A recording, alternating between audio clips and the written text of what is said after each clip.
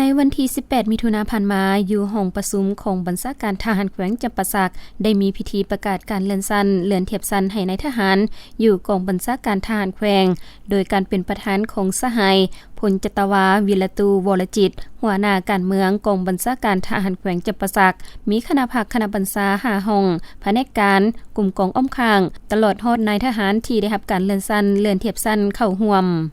สหายพันตีสมชายวรรณราชท้องหัวหน้าแผนกพนักงานทหารแขวงจำปาสักได้ขึ้นผ่านข้อตกลงของกระทรวงป้องกันประเทศและข้อตกลงของกลุ่มใหญ่การเมืองกองทัพว่าด้วยการเลื่อนชั้นเลื่อนเทียบชั้นให้นายทหารอยู่กองบัญชาการทหารแขวงจำปาสักในนี้เลื่อนชั้นห้อยเอกขึ้นพันตีจำนวน9สหายเลื่อนชั้นห้อยโทขึ้นห้อยเอก6สหายเลื่อนชั้นห้อยตีขึ้นห้อยโท1สหายและเลื่อนเทียบชั้นให้นายทหารในนี้เลื่อนเทียบชั้นห้อยโทขึ้นเทียบชั้นห้อยเอก3สหาย